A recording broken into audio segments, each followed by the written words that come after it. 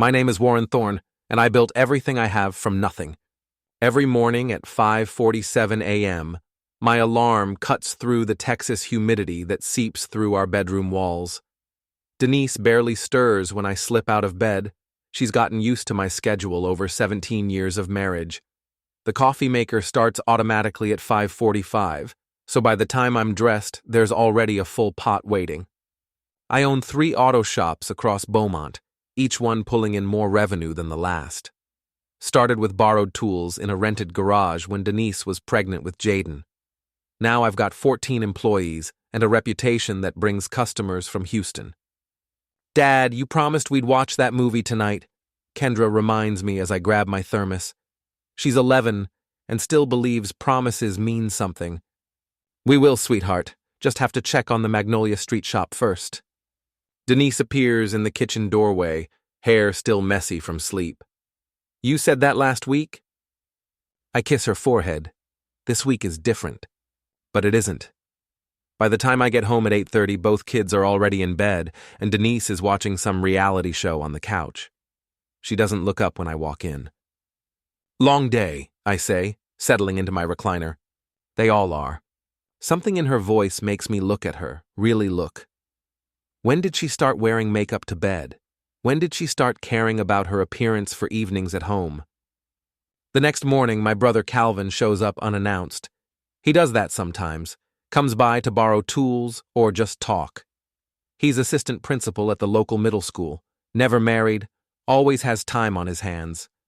Warren around? I hear him ask Denise through the kitchen window as I work on my truck in the driveway. He just left for work, she says. There's something different in her voice when she talks to him. Softer. I watch from behind my truck as Calvin heads to his car. Instead of leaving, he turns back to the house. Denise is still standing in the doorway. They talk for another 10 minutes. I can't hear the words, but I can see their body language. Familiar. Too familiar. That evening, Calvin joins us for dinner. Just happened to be in the neighborhood, he says, settling into the chair that used to be my father's. Jaden, now 13, barely acknowledges his uncle. My son has been distant lately, spending more time in his room, less time asking about the shops. I assumed it was typical teenage stuff. How's work treating you, Calvin? I ask, cutting into the meatloaf Denise made. His favorite, I realize. Same old politics. You know how it is. He glances at Denise. At least some people appreciate what I do. After dinner, I'm in the garage organizing tools when Jaden appears in the doorway. Dad? Yeah, buddy? He fidgets with a wrench on my workbench. Can I ask you something? Shoot. Why is Uncle Calvin's car here when you're not? The wrench slips from my hands and clatters to the concrete floor. The sound echoes in the garage for what feels like an hour. What do you mean? Jaden won't meet my eyes. I've seen it in the driveway. When I get home from school and you're still at work. I pick up the wrench, my hands steadier than they should be. Maybe he's borrowing something, or helping your mom with something. Maybe. But Jaden doesn't sound convinced. That night, lying in bed next to Denise, I listen to her breathing. It's different when someone is pretending to sleep. Too controlled, too measured. I start keeping track. Calvin's car appears in my driveway every Tuesday and Thursday at 2:15 p.m. I know because I start driving by the house on those days, telling myself I'm just checking on things. The first time I see it, I convince myself Jaden was confused. The second time, I tell myself Calvin is helping Denise with something around the house. The third time, I stop making excuses. I don't confront them. That's what weak men do. Scream, throw things, make threats they can't back up. I've seen it happen to friends, watch their lives explode in courtrooms where lawyers get rich off their rage. Instead, I plan. I start with the cameras. Small ones, hidden in places only a man who built this house would know to look. Behind the electrical panel in the garage. Inside the HVAC vent in the living room. One in our bedroom, disguised as part of the smoke detector I installed myself. The footage tells me everything I need to know, and more than I want to see. Calvin arrives every Tuesday and Thursday at 2:15. Denise lets him in through the back door. They don't waste time on conversation. By 2:45, they're in my bedroom. By 4 o'clock, Calvin's car is gone and Denise is in the shower. On Thursdays, they eat lunch together first. Sandwiches I paid for, in chairs I bought, at the table where my children eat their breakfast every morning. The worst part isn't the intimacy. It's the comfort level. The way Denise laughs at Calvin's jokes. The way she touches his arm when she talks. The way she looks at him the same way she used to look at me. This isn't new. This has been going on for months, maybe longer. I keep working. I keep coming home at the same time. I keep kissing Denise on the forehead and asking about her day. The only difference is now I'm recording everything. My lawyer, Marcus Chen, handles all my business contracts. He's good at keeping things quiet and making problems disappear legally. I need to restructure some assets, I tell him during what appears to be a routine business meeting. What kind of restructuring? The kind where someone can't take half of something they never helped build. Marcus doesn't ask for details, he just starts drawing up papers. The house goes into a trust controlled by me, with a clause that transfers ownership to the children if certain conditions are met. Conditions like adultery documented with video evidence. The business assets get moved into a separate entity. Denise never paid attention to paperwork, always signed whatever I put in front of her. She signed the documents that moved everything out of joint ownership 6 months ago, thinking she was just updating insurance beneficiaries. Jaden starts talking to me more, not about Calvin and Denise directly, but around the edges. He mentions how Mom seems happier on certain days, how Uncle Calvin helps her with grocery shopping, how Mom told them both to keep family business private. She said it would hurt your feelings if you knew Uncle Calvin was helping so much, Kendra tells me one evening while we're working on her homework. Did she? Yeah. She said you work so hard that we shouldn't bother you with small stuff. Small stuff. Like her brother sleeping with my wife in my bed while I'm earning money to pay for the sheets they're ruining. I finish installing the last camera on a Thursday evening in November.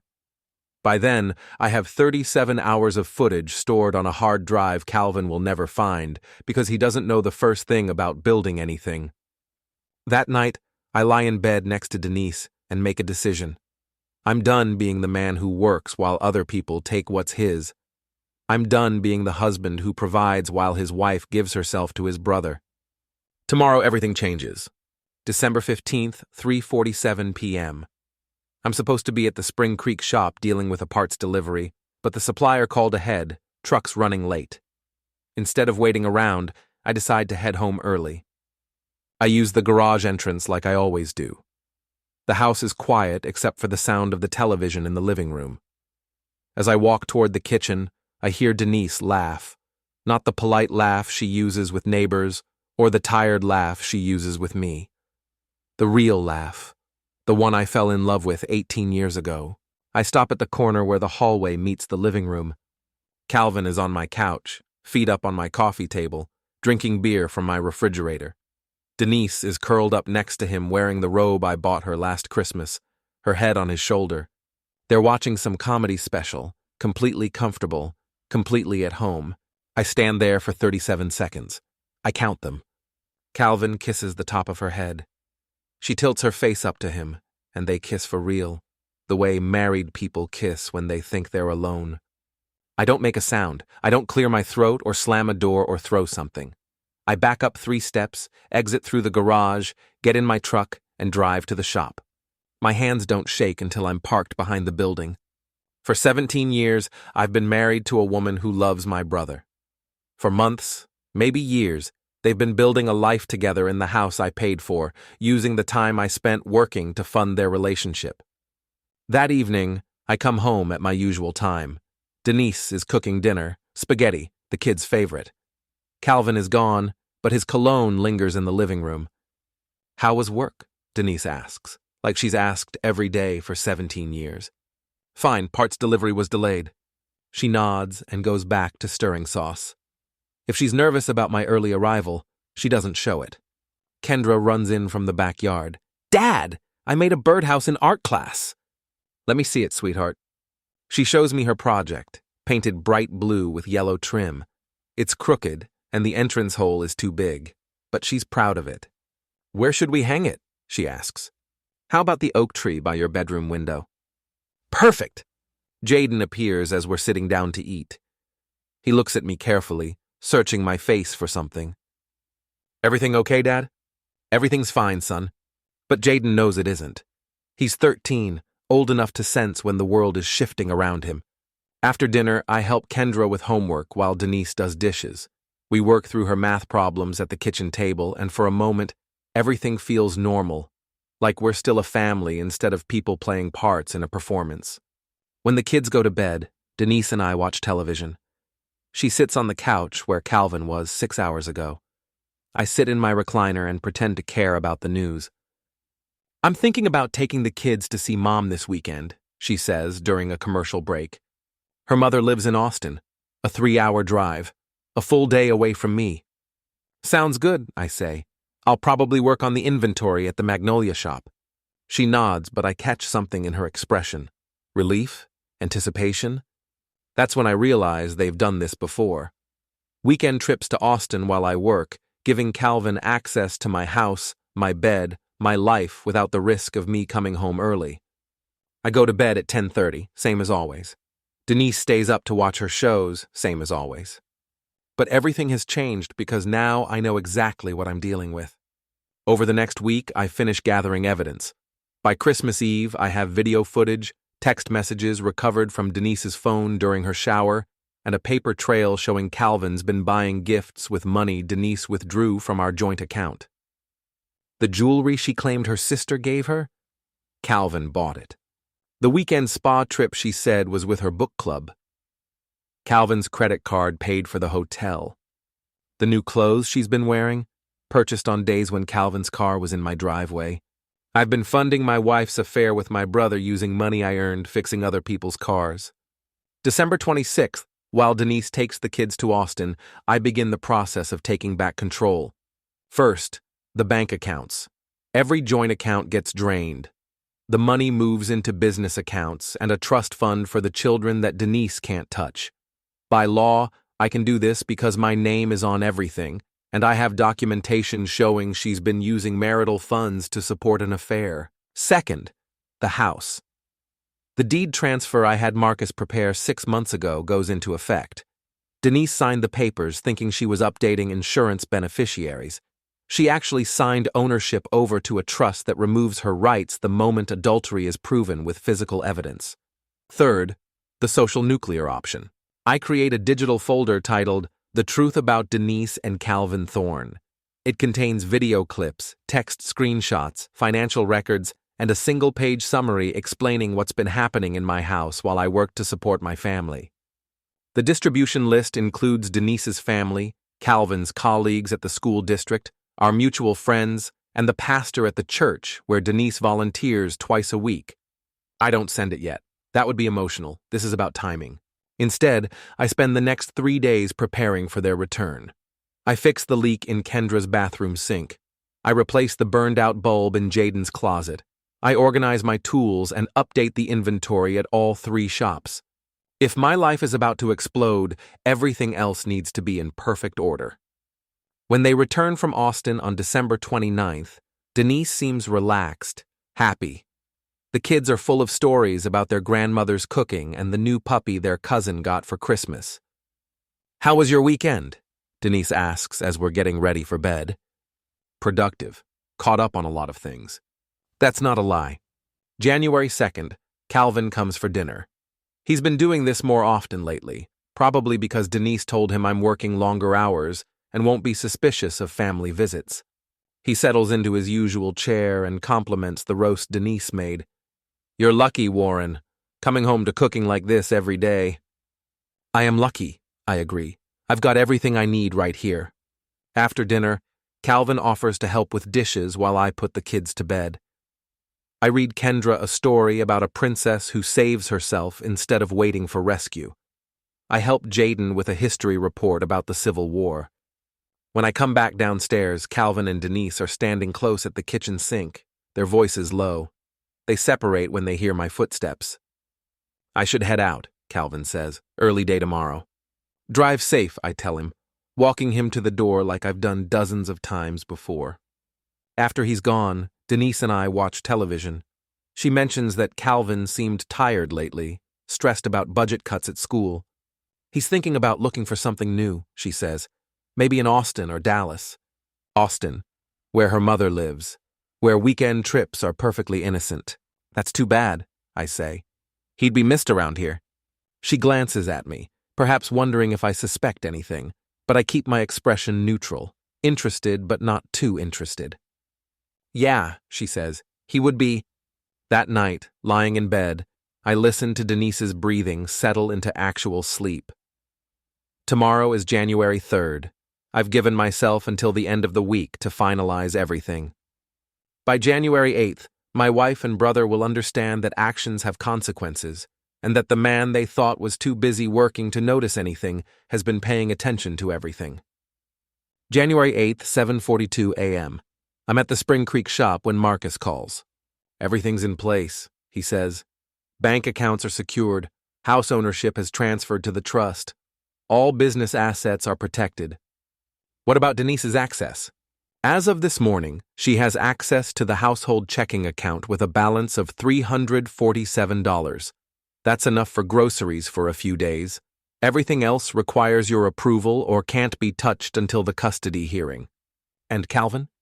The school district received an anonymous tip about inappropriate use of district resources. Apparently, someone has been using school computers to send personal emails during work hours. They're launching an investigation. I know about those emails because I accessed them through the security camera footage that caught Calvin typing on his laptop at my kitchen table. He was using the school's remote server to coordinate meetings with my wife. The rest? Ready to deploy on your signal. After work, I drive home the long way, past Calvin's apartment complex. His car isn't there. It's Tuesday. He's at my house. I park down the street and wait. At 4:03 p.m., Calvin's car leaves my driveway. I give it 10 more minutes, then head home. Denise is in the shower. The bed is unmade on both sides.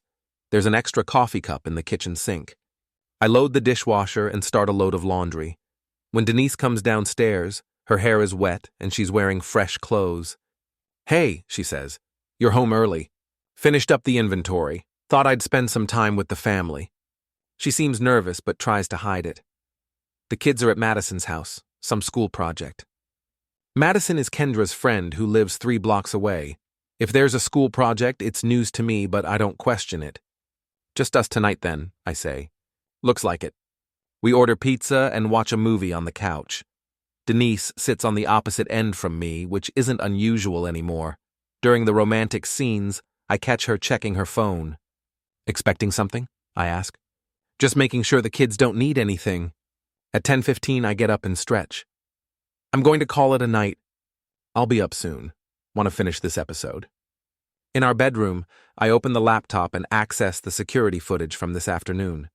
Calvin arrived at 2:18 p.m. and left at 4:03. They spent most of their time in this bedroom, on this bed, under sheets I'll be washing tomorrow. I select the clearest video clips and add them to the folder Marcus is holding. Then I send him a single text. Deploy tomorrow at 9 a.m. Downstairs, Denise is still watching television, but I can see her phone in her lap. She's texting someone. Good night, I call from the stairs. Night. I brush my teeth and get ready for bed like it's any other night. But tomorrow isn't any other night. Tomorrow, everyone who needs to know the truth will know it. At 11:47 p.m., Denise finally comes to bed. She thinks I'm asleep, but I'm listening to her settle in beside me, for the last time. January 9th, 8:54 a.m. I'm at the Magnolia shop when my phone starts buzzing. Text messages, missed calls, voicemails. At exactly 9 o'clock, Marcus sent the truth to everyone who needed to see it. The first call is from Denise. Warren. Her voice is shaking. We need to talk. About what? You know about what? I know about a lot of things, Denise. You'll have to be more specific. There's a long pause. Come home, please. Can't, I'm at work. Warren, this is serious. So is adultery. Another pause, longer this time. How long have you known? Does it matter? Yes, it matters. How long? 6 months and 12 days. I can hear her breathing on the other end of the line. 6 months?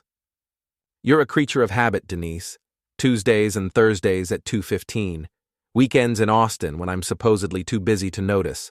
Text messages at 11:47 p.m. when you think I'm asleep. Jesus, Warren. He can't help you now.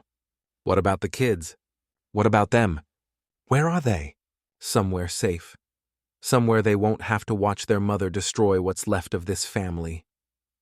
You can't take my children. I'm not taking anything, Denise. I'm protecting what's mine. There's a difference. The second call is from Calvin. Warren, let me explain. I hang up. He calls back immediately. Don't hang up on me. We need to talk about this like adults. Adults don't sleep with their brother's wife in their brother's bed. It's not what you think.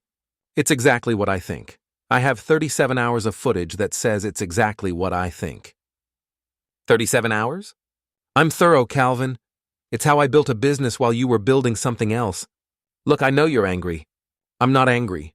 Angry is what weak men feel when they can't control their situation. I controlled mine. The third call is from Denise's sister. Warren, what the hell is going on? Ask your sister. She's in hysterics. She says you've ruined her life. She ruined her own life. I just documented it. Those videos you sent are evidence of adultery during a marriage I supported financially for 17 years. You're destroying the family. The family was destroyed the first time Calvin walked into my bedroom while I was working to pay for it. I'm just cleaning up the mess.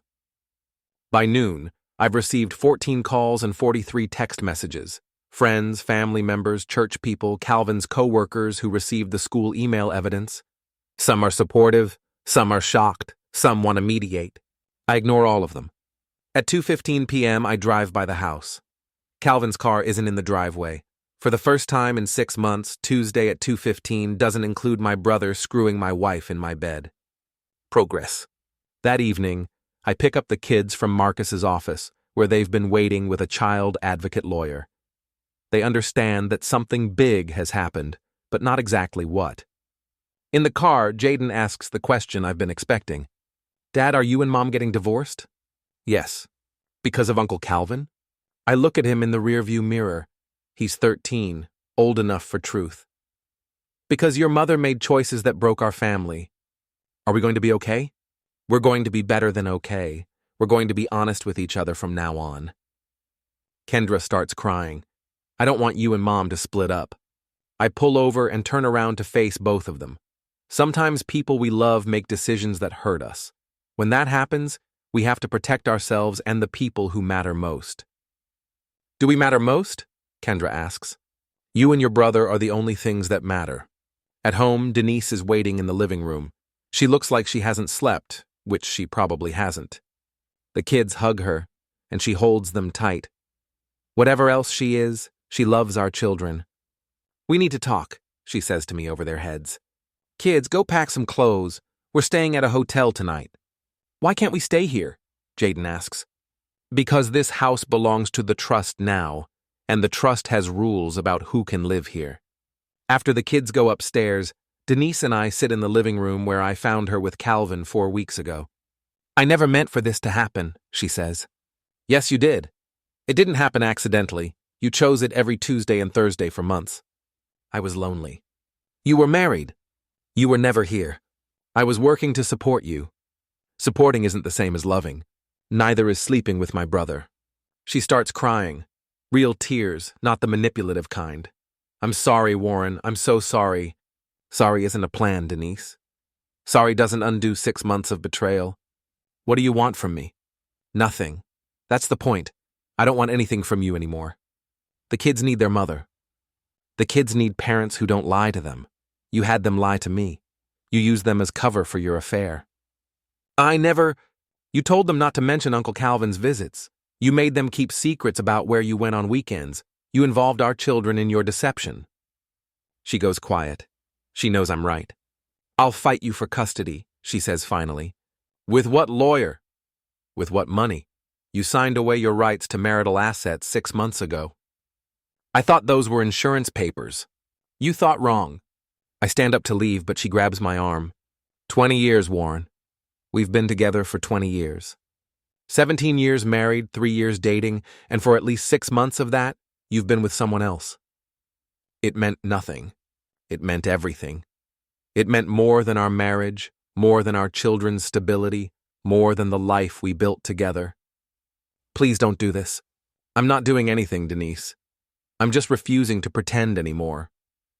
The kids come downstairs with their backpacks. Kendra has packed her stuffed elephant. Jaden has his homework and a book. Ready? I ask them. They nod, but they keep looking back at their mother. At the hotel, I help them get settled in adjoining rooms. We order room service and watch cartoons on the television. For a few hours, we're just a father and his children, safe and together. Before bed, Kendra asks, "Will we see Mom again?" "Yes, but things are going to be different now." "Different how?" "We're going to live somewhere new, just the three of us." "What about Uncle Calvin?" Jaden answers before I can. "Uncle Calvin won't be around anymore." The next morning, I get a call from Calvin. I almost don't answer, but decide to hear what he has to say. "Warren, I need to see you." "No, you don't." "5 minutes, please." "Why?" "Because we're brothers. Brothers don't do what you did." "I know, but we need to talk." I agree to meet him at the Magnolia shop after hours. When he arrives, he looks like he hasn't slept in days. "I lost my job," he says. "I heard they found inappropriate use of district computers." "That's too bad." "You did this." "You did this. I just made sure there were consequences." He sits down on a crate of motor oil. "She loves me, Warren. She loved me too, for a while. This isn't about revenge." "No, it isn't. It's about consequences. You wanted my wife, you got her. But you don't get to keep your job, your reputation, or my respect while you have her. I'm your brother. My brother wouldn't have done what you did." I reach into my desk drawer and pull out an envelope. Inside is a cashier's check for $10,000. "What's this?" "Consider it a severance package for the brother I used to have." He stares at the check. $10,000? It's enough to start over somewhere else. Austin, maybe. Denise seems to like it there. "You're paying me to leave?" "I'm giving you a choice. Take the money and disappear, or stay and deal with what happens next." What happens next? I have 6 more hours of footage I haven't shared yet. Video of you going through my personal belongings while I was at work. Audio of you discussing my financial situation with my wife. Evidence of you using your position at the school to manipulate schedules so you could spend time in my house. Calvin goes pale. "You're bluffing." "I don't bluff. I plan." He takes the check. "Are we done?" I ask. "Are we done being brothers?" "We were done being brothers the first time you kissed my wife." After he leaves, I lock up the shop and drive to the hotel. The kids are doing homework in the lobby while we wait for our new apartment to be ready. Tomorrow, we start over. Just the three of us, in a place where nobody has lied to anybody, where nobody has to keep secrets, where the only person making decisions about our family is me. I don't hate Denise.